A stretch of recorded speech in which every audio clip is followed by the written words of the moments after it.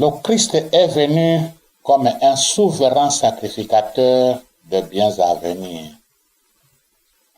Il a traversé le tabernacle, plus grand et plus parfait, qui n'est pas conçu des mains d'homme, c'est-à-dire qui n'appartient pas à cette création-ci. Il est entré une fois pour toutes dans le lieu très saint, non avec le sang de boucs et de veaux, mais avec son propre sang, ayant obtenu une rédemption éternelle. Car si au temps de Moïse, le sang de boucs et de taureaux, la cendre de génisse répandue sur les êtres souillés, les sanctifiait en purifiant leur corps, combien plus le sang de Christ, qui pour l'Esprit éternel s'est offert lui-même à toi, mon Dieu, comme une victime sans tache, purifiera-t-il toute notre conscience, toutes les œuvres mortes pour servir les dieux vivants. Nous t'implorons que le sang de l'agneau, le sang de Jésus-Christ, qui pour l'Esprit éternel s'est offert lui-même à toi, mon Dieu, comme une victime sans tache, couvre l'espace aérien, tapisse l'espace terrestre, remplisse l'espace souterrain de nos maisons, de nos parcelles, du nord au sud, de l'est à l'ouest, et concentre même l'oxygène en circulation dans nos maisons et le purifie de toutes les œuvres mortes. Bienvenue dans votre émission La sorcière oubliée. Bienvenue mon frère, bienvenue ma sœur. Merci pour toutes vos questions. Merci aussi pour vos participations au travers des multiples échanges. Que Dieu seul puisse recevoir de tout cela l'honneur, la louange, nos acclamations et notre reconnaissance. La fois passée, nous étions en train de parler. Et de quoi? Nous étions en train de parler la guérison. C'est vraiment la volonté de Dieu. Et nous avons vu, dans cette même parole, pour qu'un fait soit établi comme vrai, il faut la déposition de 3 témoins. Même parlant de la guérison, Dieu lui-même, qui est l'auteur de la loi de Moïse, là c'était écrit, pour qu'un fait soit reconnu vrai, il faut la déposition de 3 témoins à agir en tenant compte qu'il fallait 3 témoins. Parlant de la guérison comme volonté de Dieu, le premier à faire la déposition, c'est Ésaïe. Et nous avons vu Ésaïe 53, versets 4 à 5. Ce sont nos souffrances que Jésus-Christ a apportées. C'est de nos douleurs qu'il s'est chargé, et nous l'avons considéré comme puni, frappé de Dieu et humilié. Mais il était blessé pour nos péchés, brisé pour nos iniquités. Le châtiment qui nous donne la paix est tombé sur Jésus-Christ. Et par ses meurtrissures, nous avons été guéris. Nous sommes guéris. Là, c'est la première déposition. Qui parle de quoi? De notre guérison. Mais alors, si nous nous limitons seulement à cette déposition, ça ne remplit pas encore la condition ou bien le minimum biblique pour que ça soit avéré vrai, même si cela est déjà vrai. Mais de quoi Isaïe parlait-il? Ils ont dit pour certaines confessions, on décrit un serviteur souffrant. Alors, la deuxième déposition, c'est la déposition de Matthieu. Et nous sommes dans Matthieu 8, verset 17. Afin que ça accomplisse ce qui avait été annoncé par Isaïe le prophète, Jésus-Christ s'est chargé de nos iniquités, Jésus a pris nos iniquités, il s'est chargé de nos maladies. Là, nous comprenons tout de suite que celui dont parlait Ésaïe, c'est vraiment Jésus-Christ. Alors, il s'est chargé de quoi? De nos maladies, de nos iniquités.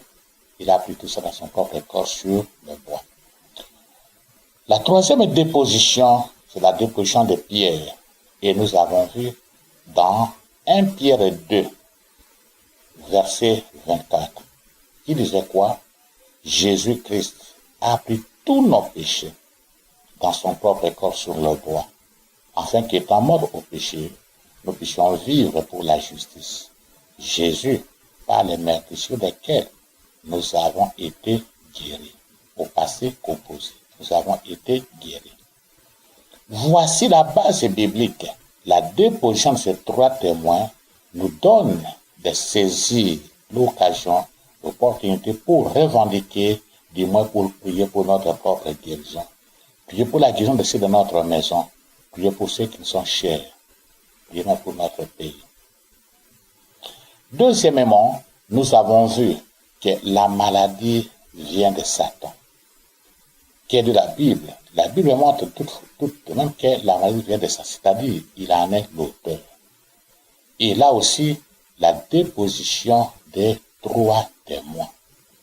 Nous allons commencer par regarder là où Jésus-Christ entre, après avoir prêché dans la synagogue, il voit cette femme-là courbée pendant 18 ans. Et alors, il dit, la parole pour dire qu'elle est libérée. Et le chef de la synagogue est indigné de ce que cette guérison est obtenue le jour de sabbat. Mais Jésus qui se lui fait revenir à l'ordre. Vous prenez soin de nourrir vos animaux, de les détacher même de leur corps, pour les nourrir même le jour de sabbat. Et cette fille qui est une fille d'Abraham, que l'ennemi Satan tenait liée pendant 18 ans. Imaginez-vous que cette femme-là était liée et rendue courbée pendant 18 ans. Il ne pouvait pas marcher convenablement. Donc là, c'est vraiment l'ennemi l'auteur. Nous regardons aussi la déposition de Paul dans Acte 10. Jésus, loin de Dieu, allait de ville en faisant le bien, guérissant les malades et délivrant tous ceux qui étaient sous l'empire du diable. C'est là que nous avons vu que l'ennemi Satan, c'est un empereur. Mais seulement, c'est un empereur qui ne protège pas les sujets de son empire. Il les a assujettis avec la douleur. Il les a assujettis avec des maladies. Il les a assujettis. Il les a assujettis. Il fait des citoyens de son empire des esclaves. Esclaves de la masturbation. Esclaves de la drogue. Esclaves de péché. Esclaves de n'importe quelle maladie. Et la troisième déposition, c'est la déposition de Jésus lui-même. L'ennemi de Satan ne vient que pour voler, tuer et détruire. Il te vole la santé, il t'impose une maladie aux symptômes variables. Vous allez dans tel hôpital, tel symptôme. Vous allez dans l'autre hôpital, les symptômes qu'on a dans le premier hôpital ont disparu, d'autres symptômes réapparaissent. C'est le jeu de l'ennemi. Et nous avons vu, sur le premier, la guérison, c'est la volonté de Dieu. Deuxième point, c'était la maladie vient de Satan. Troisièmement, la guérison avec la parole. Alors, nous allons commencer par dire quoi? La guérison, c'est d'abord la parole de Dieu. Et nous avons promis de commencer aujourd'hui les types de guérison avec cette même parole. Vous savez, poser quelqu'un nous a écrit, mais pourquoi toujours prier? Mon frère, ma soeur, la prière n'est pas une faiblesse. Moins encore, une affaire de pauvres qui ne savent comment trouver ni à manger ni à boire. C'est un moyen pour que nous soyons en contact permanent avec l'Éternel, notre Dieu. C'est un moyen que nous avons pour dialoguer avec notre Dieu. Quel est ce père de famille, cette mère de famille qui n'aurait pas besoin, ne fût-ce que d'un moment, pour parler à ses enfants ou écouter les doléances de ses enfants? Par rapport à nous, c'est aussi pareil. Donc la prière, c'est le moment où nous parlons à Dieu et nous écoutons de lui sa réponse. On a déjà parlé de ça plusieurs fois. Comment Dieu peut nous répondre? Le moyen le plus ordinaire à la question de tout le monde, c'est au travers de sa parole. Question que l'Esprit Saint vous aide pour pouvoir mieux la comprendre. Alors, l'autre aussi a posé la question.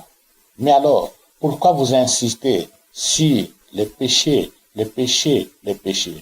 Mon frère, ma soeur, moi je n'invente rien. Aucun prédicateur conduit par le Seigneur Saint-Esprit ne va faire la prédication sans montrer clairement qu'il y a des choses que Dieu accepte et il y a des choses que Dieu n'accepte pas.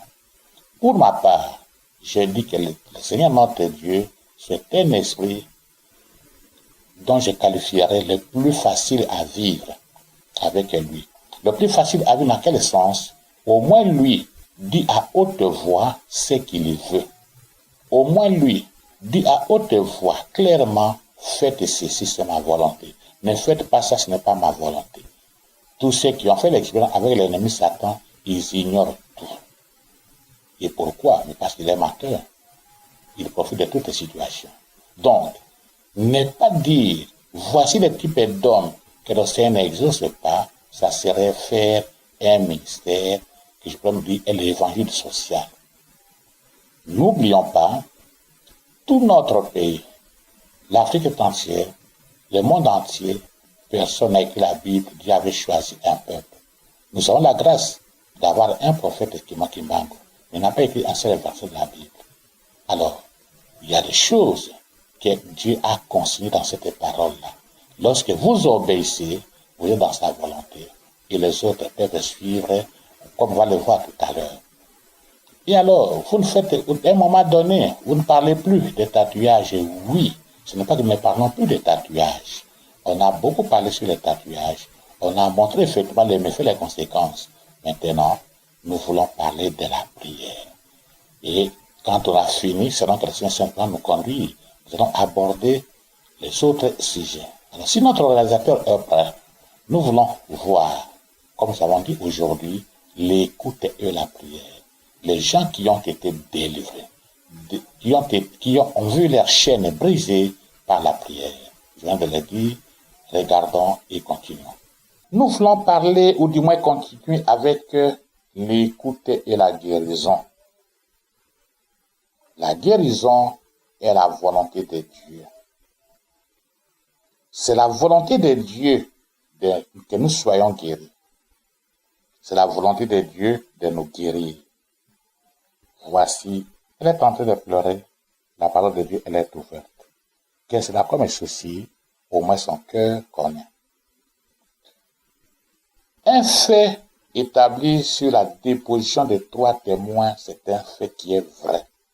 Et par rapport à la guérison, nous venions de dire, c'est la volonté de Dieu et c'est un fait vrai. Pourquoi? On a la déposition de Pierre, de Matthieu et d'Ésaïe. Les 3 parlaient de notre guérison par Jésus-Christ. Alors, bien que la guérison soit la volonté de Dieu, cette guérison repose sur quelques préalables. Là, c'est important. Cette guérison, volonté de Dieu, repose sur quelques préalables. Mais quels sont les préalables? L'écoute de la parole de Dieu et la foi en cette parole. Voici les 2 grands préalables. Premièrement, écoute la parole de Dieu. Deuxièmement, la foi que l'écoute engendre. Ce qui est vrai, ce qui est aussi étonnant, Jésus-Christ n'a jamais dit une seule fois à un bénéficiaire d'une guérison, mon fils, ma fille, ma foi de Jésus t'a guéri, ou la foi de mes apôtres t'a guéri. Mais Jésus disait toujours, mon fils, ta foi t'a guéri. Ma fille, ta foi t'a guéri. Tout est possible à celui qui croit. Et là, nous avons Marc 9, verset 23 comme exemple. Cette jeune fille ici, oui, en sanglots, en pleurs, mais la foi, s'il met la foi en cette parole, c'est cette foi-là qui va résoudre, qui va guérir sa maladie, résoudre son problème. Et d'où viendra la foi? D'où viendra la foi? Paul répond dans Romains 10, verset 17. Ainsi, la foi vient de ce que l'on attend, et ce que l'on attend, c'est de la parole de Dieu. La foi vient de ce que l'on attend, et ce que l'on attend vient de la parole de Dieu. Une bonne prédication, une bonne parole dans le cœur d'un frère, dans le cœur d'une sœur, peut les pousser à s'agenouiller devant Dieu et à demander selon que cette parole est écrite à toucher. Mon Dieu, viens-moi en aide, les cieux peuvent s'ouvrir. Conscient de cela, Jésus-Christ a commencé son ministère par l'Esprit du Seigneur est sur moi parce qu'il m'a oint pour annoncer une bonne nouvelle aux pauvres. Il m'a envoyé pour guérir ceux dont les cœurs sont brisés.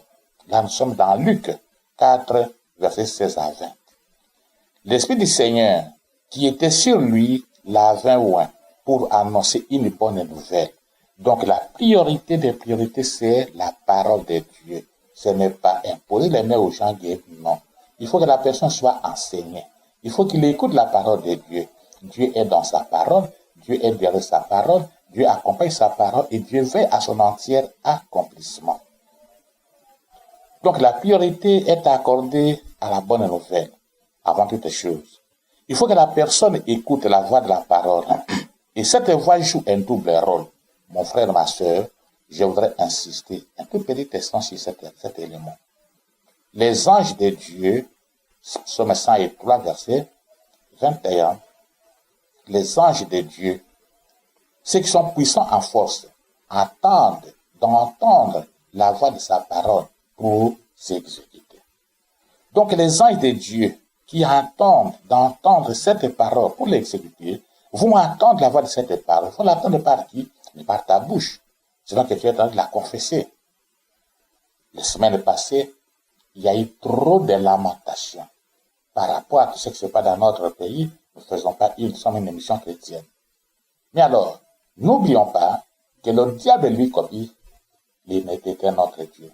Si les anges de Dieu attendent d'entendre la voix de sa parole pour l'exécuter, les démons aussi et l'ennemi Satan chérubin rebelle, et aussi attendent d'entendre la voix de lamentation, des pleurs, de regrets, des soucis, pour fonder leur gloire, danser et réduire les enfants de Dieu au silence.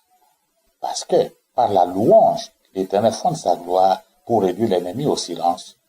Et ces démons, bien sûr. Mais comme ils ne peuvent pas le faire pour Dieu, par les lamentations, les pleurs, les angoisses, les soucis, les démons, l'ennemi fonde sa gloire pour réduire les enfants de Dieu au silence.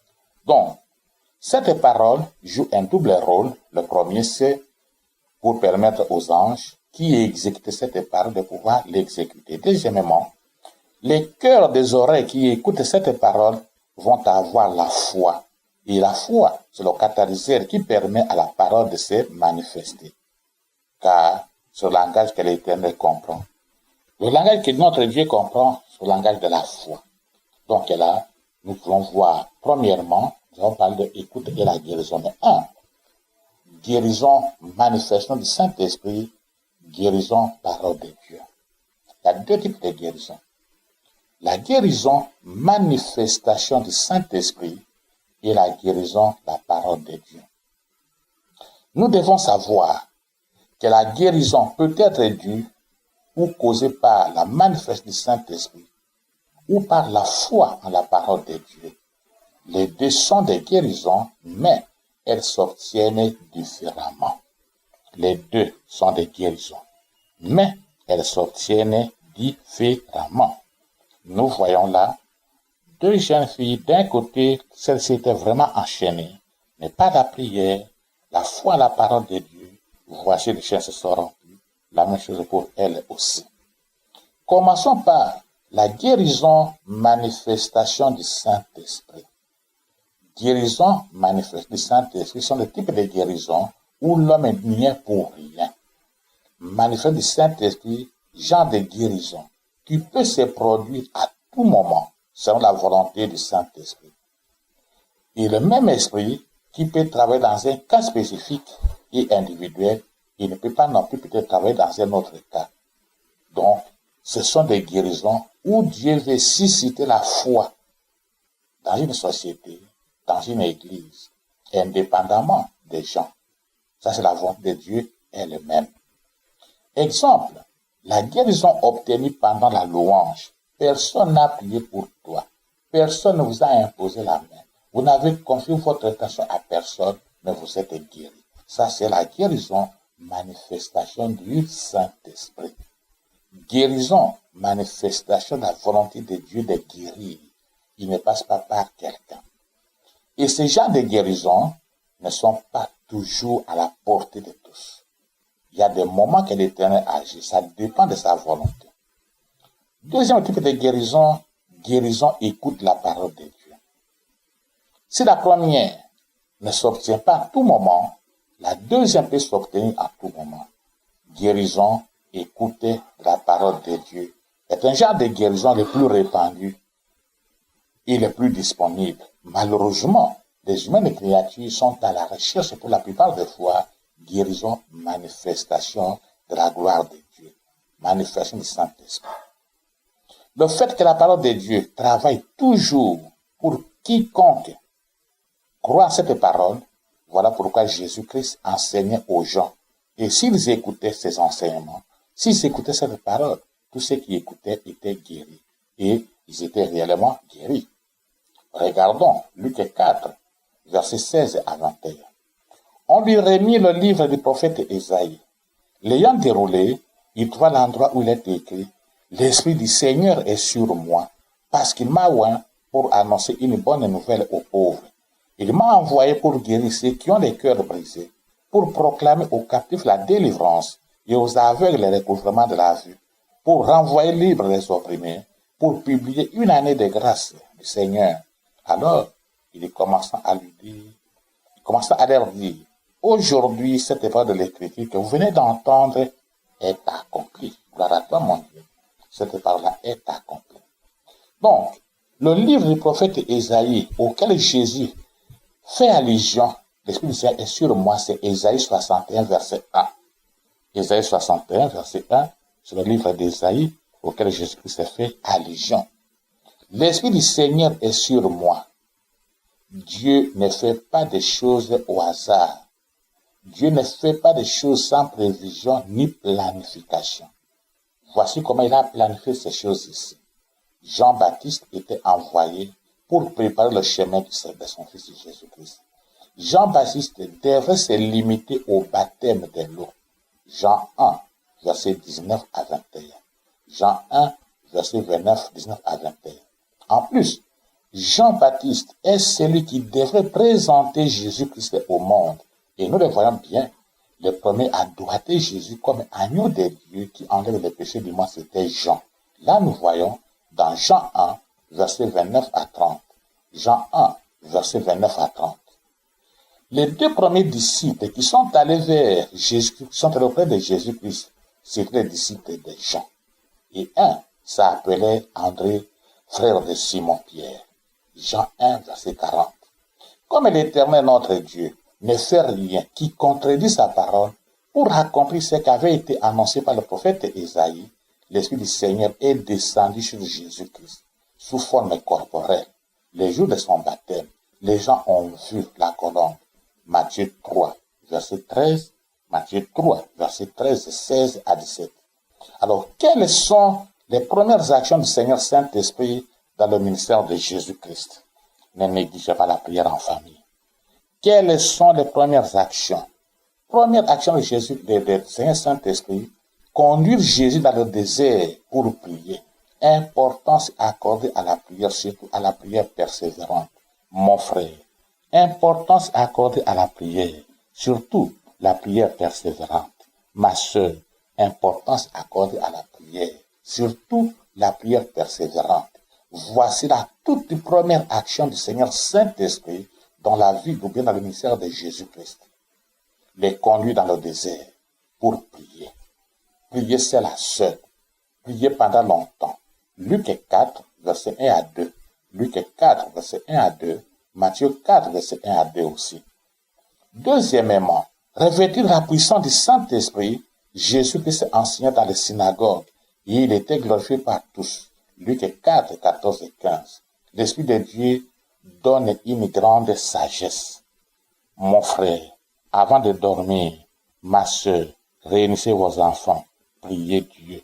L'Esprit du Seigneur donne la grande sagesse. Pendant la nuit, vous allez vous donner une solution à un problème préoccupant que les gens auprès de qui t'es confié sont allés divulguer le secret ailleurs. Ça, c'est le Saint-Saint. Le voit comme il a repris la vie de Christ. Troisièmement, il est de Nazareth. Jésus de Nazareth. L'Esprit le conduit à Nazareth pour lire ce qui était écrit les concernant et d'y ajouter le début de l'accomplissement de ces choses. Mais, tout commence par quoi? Tout commence par quoi? Même la prière en famille, n'oubliez pas de lire la parole de Dieu. Annoncer la bonne nouvelle enseignée. Notre société aujourd'hui a besoin que nos enfants soient enseignés en famille, que nos enfants soient enseignés. Il ne faut pas croire que l'unique endroit où on peut écouter la parole de Dieu, c'est dans les églises. Non. La famille, papa, tu peux lire la parole de Dieu, maman, tu peux lire la parole de Dieu à besoin de papa pour tes enfants. Donc, tout commence par annoncer la bonne nouvelle. Guérir ceux qui ont les cœurs brisés, proclamer aux captifs la délivrance. Pour dire quoi? Écoutez et soyez guéris. L'important, c'est d'écouter la parole de Dieu. Dans cette parole, il engendre la foi. Cette parole, les anges de Dieu entendent d'écouter cette parole pour l'exécuter. Quelle est la force que tu as pour écouter la parole de Dieu? Dieu a prévu le mécanisme qui permet que cette parole soit s'auto-exécute. Donc, la guérison divine est là. C'est vraiment la volonté de Dieu. La chercher en dehors de la parole de Dieu, on perd beaucoup de temps. Retenons ça. Chercher la guérison divine en dehors de la parole de Dieu, vous allez perdre beaucoup de temps. Il risque même de ne jamais l'obtenir. Et que notre Dieu est dans sa parole. Il faut le prendre au mot. Sans oublier que le catalyseur dans tout ceci, c'est la foi. Et que notre Dieu est dans sa parole. Et le catalyseur, c'est la foi. Prenons quelques exemples pour montrer clairement que Jésus-Christ commençait par enseigner. Et ceux qui écoutaient cette parole étaient guéris lorsqu'ils priaient. Luc 6, verset 17 à 18. Luc 6, verset 17 à 18.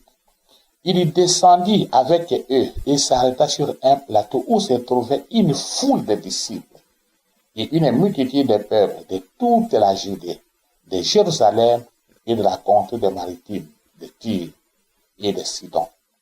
Ils étaient venus pour l'entendre et pour être guéris de leur maladie.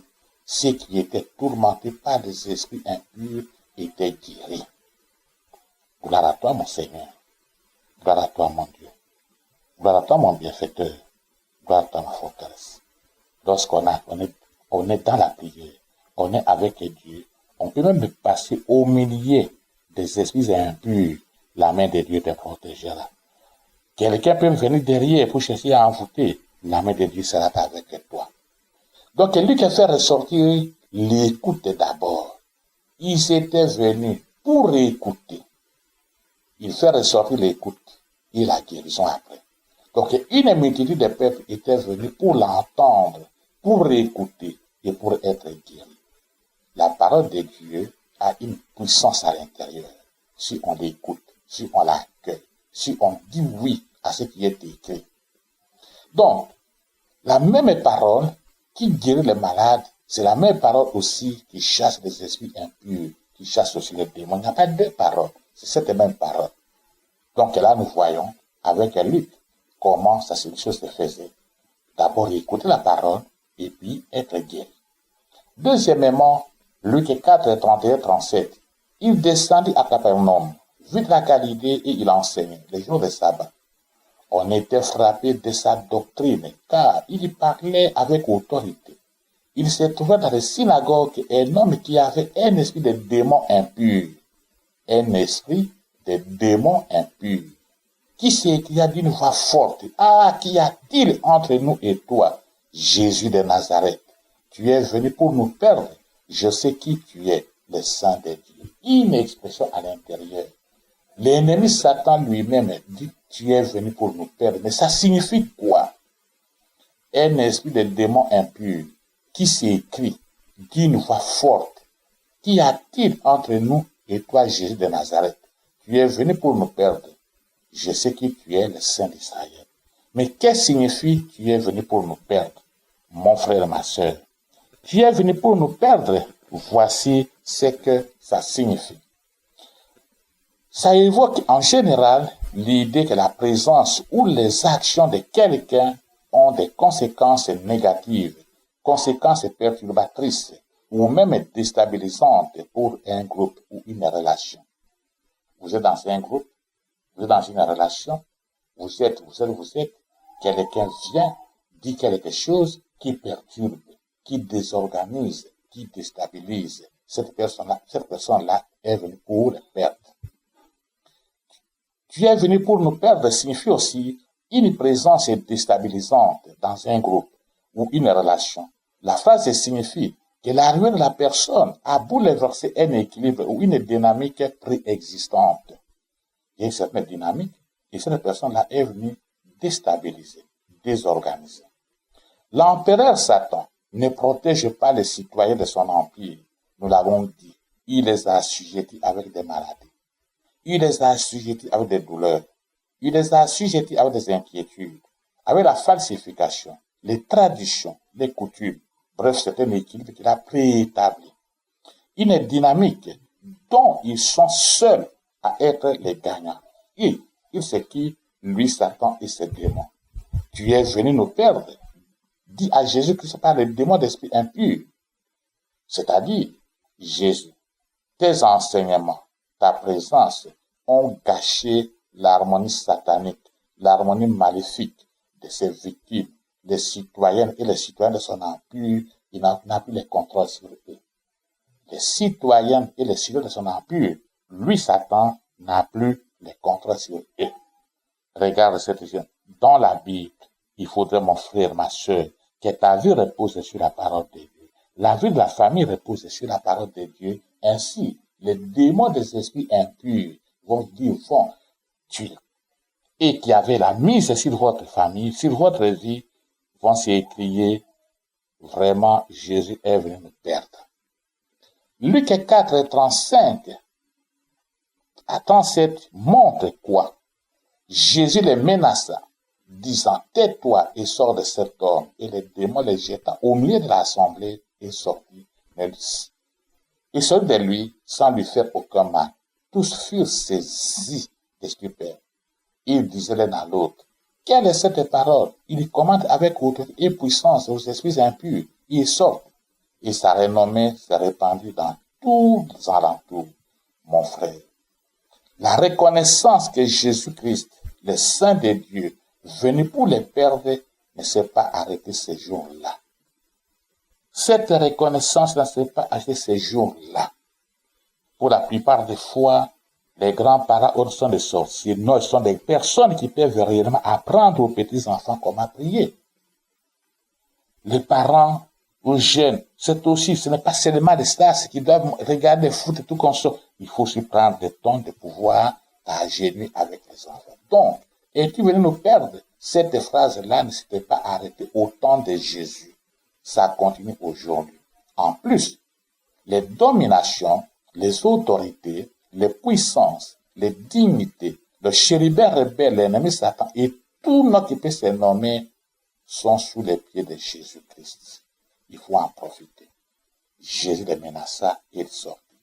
Mon frère, ma soeur, je voudrais remercier vraiment le Seigneur et le remercier pourquoi la parole de Dieu est enseignée. La parole de Dieu nous est enseignée. Que faisons-nous de cette parole? Je voudrais dire un petit point. Je vais commencer par là. On m'a aussi posé beaucoup de questions là-dessus. Nous prions, c'est ici au Congo. On prie beaucoup, mais les choses ne marchent pas. Est-ce que ce ne serait pas possible de regarder aussi le type d'homme que Dieu n'exauce pas? Parce que tu peux beaucoup prier, comme nous sommes simples beaucoup prier. Mais est-ce que nous ne sommes pas victimes de nos propres comportements, manières d'agir? Dieu dit qu'il n'exauce pas les pécheurs. Tu vas multiplier des prières, mais les péchés, tu ne les laisses pas. Tu es un homme inconverti, un pasteur inconverti. une femme inconvertie. Dieu dit qu'il n'exauce pas les indifférents. Nous voyons très bien que la souffrance a augmenté auprès de nos concitoyens, dans tous les niveaux. Et alors, on préfère nier, frimer, voler, aller faire des ambiances ailleurs que de soucier de ce peuple. Comment Dieu va t'exaucer? Les hypocrites, toutes ces personnes-là, comme des caméléons. D'ailleurs, c'est maintenant qu'on devrait vraiment sentir qui est pour la nation, qui n'est pas pour la nation, beaucoup de choses sont tues. Donc, est-ce que Dieu exauce? Dieu va-t-il se contredire ou se dédire? Est-ce qu'il s'agit de nous, Congolais? Je ne pense pas. Raison pour laquelle nous disons aujourd'hui, mon frère, ma soeur, quand vous regardez Matthieu 14, versets 34 à 36, après avoir traversé la mer, ils virent dans le pays de Génézareth. Les gens de ces lieux, ayant reconnu Jésus, envoyèrent des messagers dans tous les environs et en amenant le malade. Ils prièrent de leur permettre de les toucher seulement les bords de son vêtement, et tous ceux qui les touchèrent furent guéris. Les gens de Génézareth entendaient parler. Quand ils l'ont vu, ils ont reconnu la présence dans leur pays, ils ont envoyé des messagers dans les environs et lui ont amené des malades. Certainement que ces malades ont entendu les informations de Jésus-Christ. Cette grande puissance, cette grande force qui sortait de lui. Quand ils sont arrivés, ils ont demandé seulement de toucher. Donc, la parole de Dieu qui s'est faite chair. Qu'est-ce que nous avons voulu dire aujourd'hui? Nous avons beaucoup plus insisté sur la prière. Qu'est-ce que nous avons voulu dire aujourd'hui? Aujourd'hui, nous avons rappelé que la guérison, c'est la volonté de Dieu. La déposition de 3 témoins. Le premier témoin, Ésaïe 53, ou du moins Isaïe. Deuxième a déposé Pierre, Matthieu et puis Pierre. Alors, comme la guérison, c'est la volonté de Dieu, il y a combien de types de guérisons? Il y a 2 types de guérisons. Le premier type, guérison, manifestation du Seigneur Saint-Esprit. Tu n'as pas demandé. Mais Dieu opère souvent ces genres de guérisons pour susciter la foi dans son assemblée, parmi ses enfants. Pendant la louange, seulement louer Dieu, personne n'a prié pour toi, personne n'a intercédé pour toi, ton problème est résolu, ta maladie est terminée. Mais deuxième type de guérison, qui est beaucoup plus populaire, disponible pour nous tous, guérison, écoute la parole de Dieu. Et c'est là même qui répond le ministère de Jésus-Christ. Il est venu commencer par enseigner. Après avoir enseigné, et puis il prie et la personne est guérie. Et pourquoi la parole de Dieu? Nous avons dit, les anges de Dieu attendent d'entendre la voix de cette parole pour s'exécuter. Ce sont ceux-là, puissants en force, qui exécutent cette parole. D'où, quand vous avez entendu cette parole et vous la proclamez, eux vont s'essayer de cette parole pour l'exécuter. Deuxièmement, cette parole a fait engendrer la foi. La foi, c'est un catalyseur qui permet que la réaction se passe rapidement. Donc, si vous écoutez la parole de Dieu et vous y croyez dans celle-ci, votre guérison est à l'ordre du jour. Ils vont pris quelques exemples où même les démons des esprits impurs rendaient grâce à gloire à Jésus-Christ. Nous savons qui tu es. Le Saint d'Israël est venu pour nous perdre. C'est-à-dire, il est venu déstabiliser. Il est venu désorganiser le nom de l'ennemi, afin que nous, enfants de Dieu, nous puissions retrouver la liberté. Car l'empereur, l'ennemi Satan, ne protège pas les citoyens de son empire. Il les chosifie. Il les traumatise. Et autrefois, nous étions victimes de ce traumatisme. La parole de Dieu est venue nous libérer. Nous devons saisir cette parole, continuer à proclamer cette parole. Mais seulement on a fait une mise en garde. Tu peux te plaindre de ce que tu pries beaucoup et tu n'es pas exaucé. Il faut aussi regarder de l'autre côté. Est-ce que tu n'es pas parmi les gens d'hommes, de femmes, que Dieu n'exauce pas? Le Christ est venu comme un souverain sacrificateur de biens à venir. Il a traversé le tabernacle, plus grand et plus parfait, qui n'est pas conçu des mains d'homme, c'est-à-dire qui n'appartient pas à cette création-ci. Il est entré une fois pour toutes dans le lieu très saint, non avec le sang des boucs et des veaux, mais avec son propre sang, ayant obtenu une rédemption éternelle. Car si le sang des boucs et des taureaux, et si la cendre des génisses répandue de sang, vous essuyés, les sanctifient en purifiant leur corps, combien plus le sang de Christ, qui pour l'esprit éternel, s'est offert lui-même à toi, mon Dieu, comme une vitrine sans tache, purifiera-t-il ma conscience de toutes les œuvres mortes pour servir les dieux vivants. Tendre Père, ne nous délaisse pas, ne nous abandonne pas. Sois avec nous comme tu as été avec Moïse, exauce-nous comme tu as exaucé Moïse, afin que l'ignorance ne nous résiste pas tant que nous vivrons, ou du moins, n'ayons pas l'ignorance à nous résister tant que nous vivrons. Si pendant ce temps, Jésus-Christ n'est pas encore revenu, alors la fois prochaine, nous allons commencer les prières d'urgence. Bonjour.